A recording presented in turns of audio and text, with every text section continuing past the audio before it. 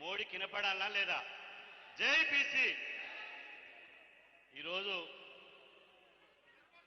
ఈ కార్యక్రమానికి అధ్యక్షత వహిస్తున్నటువంటి అన్న మహేష్ అన్న గారికి, ముఖ్య అతిథిగా వచ్చినటువంటి మన బడుగుల బంధువు అన్న అంటే నేనున్నా అని చెప్పేటువంటి మన రేవంత్ అన్న గారికి గట్టిగా 1 నిమిషం సేపు చప్పట్ల ద్వారా స్వాగతం తెలియజేద్దాం.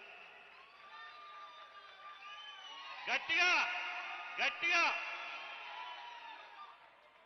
బీసీల దమ్మేందో బలమేందో 500 మీటర్లు ఉంటుంది పార్లమెంట్, ఇక్కడనే అక్కడ వినపడాలి. ఇప్పుడు మన కోసం మద్దతుగా వేదిక మీద గౌరవ క్యాబినెట్ మినిస్టర్లు మొత్తం వచ్చారు. క్యాబినెట్ మినిస్టర్లు, అదేవిధంగా శాసనసభ్యులు, శాసన మండలి సభ్యులు, గౌరవ పార్లమెంట్ సభ్యులు, ప్రజాప్రతినిధులు వచ్చారు.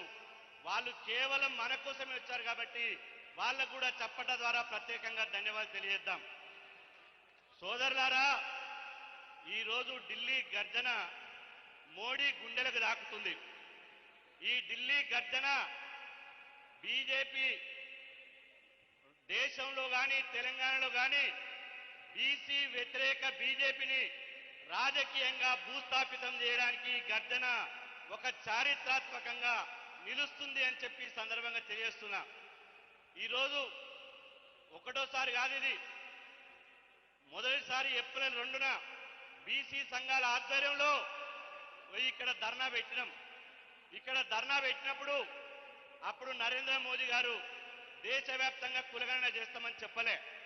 ఎప్పుడైతే మనం ధర్నా పెట్టినామో ఆ ధర్నాకు రేవంత్ అన్న వచ్చిండో, ఆ తర్వాత గౌరవ పార్లమెంట్ సభ్యులు వచ్చిర్రో, నరేంద్ర మోదీ గారు దెబ్బకు దిగొచ్చి ఆయన దయ్యం వదిలి దేశవ్యాప్తంగా కులగణన చేస్తామని చెప్పిండు. అది కేవలం మన పోరాట విజయము అని చెప్పి, అది రేవంత్ అన్న తెలంగాణ ప్రభుత్వం ఇవాళ ఒత్తిడి వల్లనే జరిగిందని చెప్పి సందర్భంగా తెలియజేస్తున్నా.